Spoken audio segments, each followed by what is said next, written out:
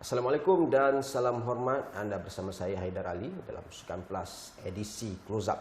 Baik, kurang 2 minggu sebelum Sukan Malaysia SUKMA edisi ke-20 menyingkap tirai. Saya bayangkan kesemua kontijen telah bersedia untuk memulakan misi bagi memburu pingat.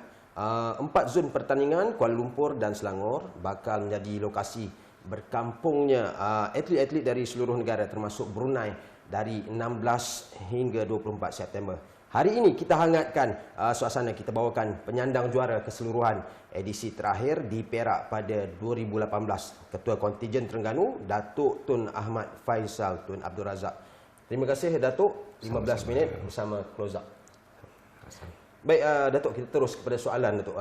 Sudah pasti Terengganu turun dengan misi mempertahankan kejuaraan. Apa relevannya dan apa realistiknya untuk mengatakan Terengganu bakal sekali lagi menakluk SUKMA? Terima kasih.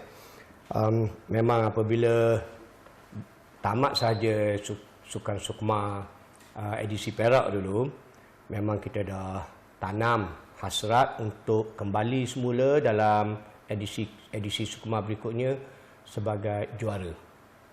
Dan ini memang saya rasa sudah menjadi satu sinonim lah kepada negeri Terengganu mencatat kejayaan dalam sukan. Kita menganggap Terengganu ini sebagai kawah untuk melahirkan atlet-atlet sukan yang berjaya, bukan saja untuk negeri Terengganu tapi feeder kepada sukan negara. Jadi itulah hasrat kita, mensasarkan Malaysia untuk meraih manfaat daripada kelahiran atlet-atlet ini. Jadi satu caranya ialah Terengganu membawa atlet-atlet muda bersaing di lapangan SUKMA ini dengan harapan mereka akan menjadi juara di peringkat lebih tinggi nanti. Dari segi persiapan, mungkin Terengganu berada di kondisi terbaik? Kita telah mengaturkan yang terbaik, tetapi kita pun maklumlah oleh kerana pandemik COVID baru ini kan, menyebabkan perancangan kita terganggu. Jadi ramai atlet-atlet bukan saja sudah melepasi umur, walaupun penganjur membenarkan atlet-atlet yang berusia sehingga 23 tahun untuk terus bersaing. Tapi dalam tempoh 2-3 tahun itu pastinya ada atlet yang terpaksa melanjutkan pelajaran, yang terpaksa mencari pekerjaan. Jadi ramai daripada mereka meninggalkan program latihan di Terengganu. Dan ini memberi cabaran kerana kita walaupun tempoh persiapan tu berjalan lama, tapi kita seolah-olah terpaksa memulakan kembali program persiapan. Tapi ini masalah yang saya rasa dialami oleh banyak negeri, semua negeri-negeri lain. Tun, Datuk, berapa kekuatan kontijen Terengganu kali ini? Kita juga nak tahu berapakah sasaran pingat dan apakah sandaran atau lubuk emas terbaik kempen ini? Di kejohanan SUKMA kali ini, dia ada 31 acara yang ditandingkan berbanding dengan lebih 40 dahulu. Dan ada Terengganu akan menyertai dan 28 daripada 31 acara itu dengan menghantar sampai 720 orang atlet dan pegawai. Sasaran yang kita tidak boleh meletakkan sasaran yang sebenarnya lagi kerana pertukaran acara-acara disiplin sukan ditandingkan dan juga kategori ada perubahan besar. Jadi ada yang dahulunya merupakan acara kekuatan Terengganu, sekarang dah menjadi kekuatan negeri lain. Ada dulu kita boleh dapat banyak pingat emas, tapi sekarang kita tak boleh nak masuk dah kategori itu dah tak ada lagi kan. So tapi yang bagusnya ialah apabila berlaku perubahan begini, ruang yang sama terbuka kepada banyak kontijen lain. Bukan Terengganu saja yang bakal menjadi pesaing. Kita ada wilayah Johor, Selangor, Sabah, Sarawak mereka mempunyai peluang yang hampir sama. Bilangan emas yang kita sasarkan masih belum ditetapkan lagi kerana kita masih lagi melihat penyertaan negeri-negeri lain dan kesannya kepada penyertaan Terengganu dalam acara-acara spesifik. Apa kekuatan Terengganu kali ini? Mungkin bayangan kita boleh dapat pingat, lubuk pingat.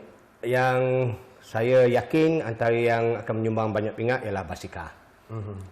Kemudian kita juga berharap dapat mengekalkanlah satu kutipan yang besar untuk acara kanu, silat, juga mungkin menembak. Tapi dari segi kalau nak kata lubuk, dah payah dah lah nak kata lubuk tu. Kita berharap dapat mengutip bilangan peringkat yang secukupnya lah daripada setiap 28 acara yang bertandingkan. That's the strategy lah. Kita kena tiap-tiap acara biar boleh 2, 3 peringkat emas. InsyaAllah kalau mana-mana negeri boleh maintain konsistensi yang macam tu, negeri tu berpeluang besar untuk tampil dalam top 3. Saya tengok rekod 2018 di Perak, kontingen Terengganu raih 56 pingat emas. Defisit hanya 4 emas berbanding nak juara keseluruhan wilayah persekutuan. Sengit ya, sengit. Adakah Wipers tu, wilayah persekutuan tu kekal sebagai pesaing terhebat? Ya. Dalam percaturan kita, wilayah persekutuan ni boleh dikatakan ada 3 pesaing utama untuk negeri Terengganu. Mereka ada ramai bakat-bakat di sini. Kemudahan sukan pun banyak berbanding dengan negeri-negeri lain. Jadi tak dapat tidak, memang kita akan melihat wilayah persekutuan antara pesaing terdekat kita. Dan apatah lagi, kalau dulu kita ada banyak acara sukan yang dipertandingkan, kita boleh beri tumpuan dalam acara-acara tertentu. Sekarang hanya ada 28 saja yang kita masuk. Hidup mati kita ialah kita kena berjaya mencapai sasaran untuk tiap-tiap 28 acara ini. 3 pesaing terkuat tadi saya dengar. 2 lagi siapa? Kita ada wilayah persekutuan, kita ada Johor, Selangor, dan kita juga ada pesaing-pesaing tradisi Sabah dan Sarawak. Jadi bersama-sama dengan negeri Terengganu, 6 negeri inilah biasanya yang akan mendominasi kedudukan teratas di dalam tangga Sukma itu. Apa yang menariknya, baru-baru ini Menteri Wilayah Persekutuan Datuk Seri Syahidan Kasim melaungkan keyakinan wilayah persekutuan akan rampas gelaran dari Terengganu. Main pula dekat Lembah Kelang, KL, Selangor. Advantage untuk wilayah persekutuan. Kalau wilayah persekutuan melaungkan keyakinan itu, kita pun akan melaungkan di mana gelanggang, siapa jua lawang, kita akan tetap menang. Yakin? Dia sukan mesti, semangat mesti nombor 1. Kita beritahu anak-anak kita melangkah masuk dalam gelanggang dengan semangat mahu menang. Itu sudah separuh kejuaraan dah, kita dapat separuh kemenangan ya. Dan apa yang kita buat ini sebenarnya bukanlah untuk melonjakkan nama Terengganu sangat. Walaupun orang dah pandang Terengganu ini sebagai kawah kelahiran jago sukan, tapi ini kita memberi peluang kepada anak-anak muda untuk mencipta sesuatu bagi diri mereka. Kita sense of belonging, sense of achievement. Kita tidak ada banyak ruang untuk anak-anak muda menceburkan diri mereka kan. Jadi sukan ni saya rasa adalah satu peluang yang terbaik, mana mereka dilatih dengan disiplin, dilatih secara sistematik.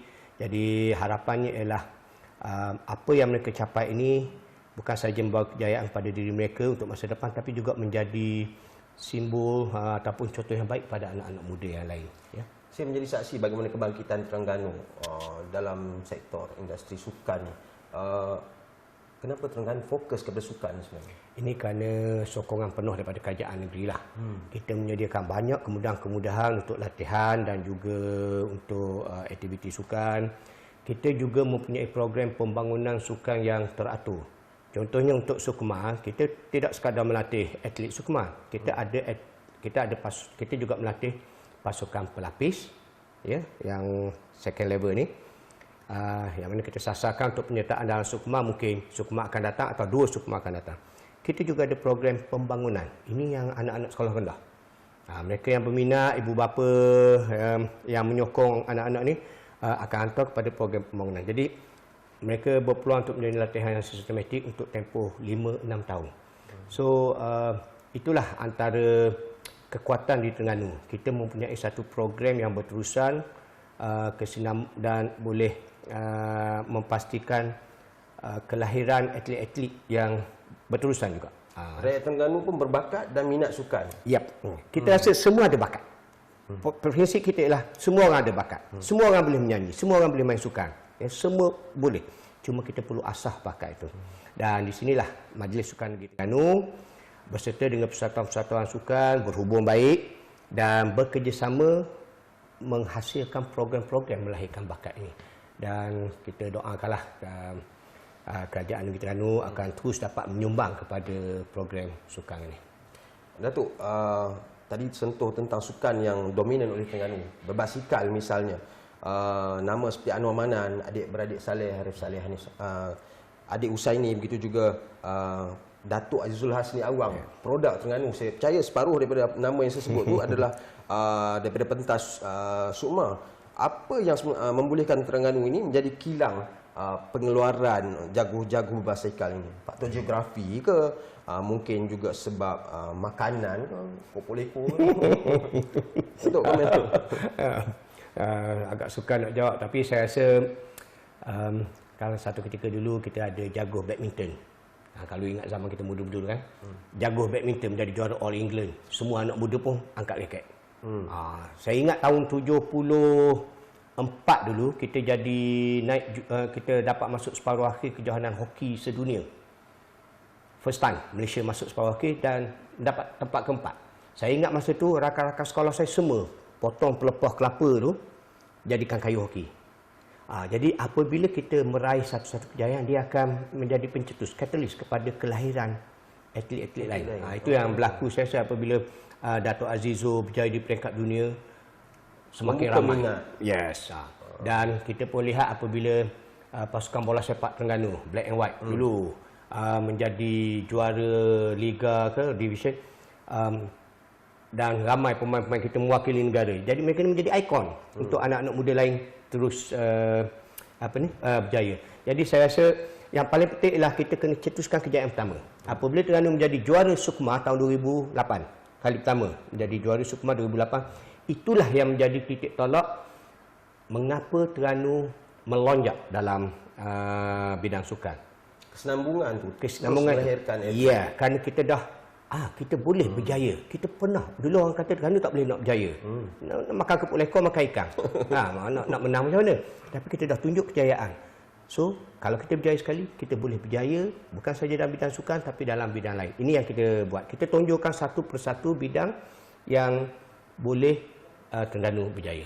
Datuk, akhir sekali, komitmen Terengganu. Saya yakin Sukma sekadar pentas. Lebih penting Terengganu mampu melahirkan potensi dan atlet berkualiti untuk mewakili Malaysia itu sendiri. Komen Datuk?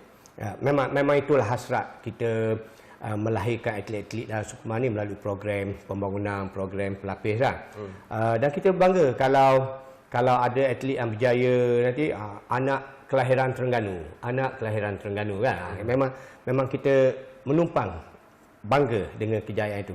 Dan kita berharaplah melalui sokongan putusan kerajaan negeri ini kita akan dapat terus melahirkan atlet-atlet bukan saja dalam sukan yang menjadi kekuatan Terengganu tadi, basikal, bola sepak ke, tapi kita akan melahirkan lebih ramai lagi atlet dalam bidang-bidang lain pun, squash, bowling. Dan ini kita akan tumpukan. Kita akan beri penekanan untuk melahirkan atlet dalam semua bidang. Jadi lepas ini tidaklah orang kata Terengganu basikal. Kalau kita tumpu pada 2-3 sukan, saya rasa 2 Sukma lagi Terengganu tidak akan boleh menjadi juara. Negara kita makin maju dalam bidang sukan, negeri-negeri makin outreach dia lebih luas kan. So kita perlu lebih sistematik, kita perlu lebih berwawasan, kita perlu melahirkan atlet dalam seberapa banyak acara sukan yang boleh. Kalau kita mau mengekalkan kejuaraan. Baik, terima kasih. Saya rasa itu saja masa yang tersisa. Terima kasih kepada Bernama. Terima kasih. Ya, sekalum penghargaan kepada Datuk Tun Ahmad Faizal, Tun Abdul Razak, Ketua Kontijen Terengganu, berkongsi bahang dan kehangatan sukan Malaysia Sukma edisi ke-20. Perkongsian menarik dan semoga berjaya buat kontijen Terengganu dan Penang khususnya, negeri saya. Baik, saya Haidar Ali. Assalamualaikum dan salam hormat. Waalaikumsalam.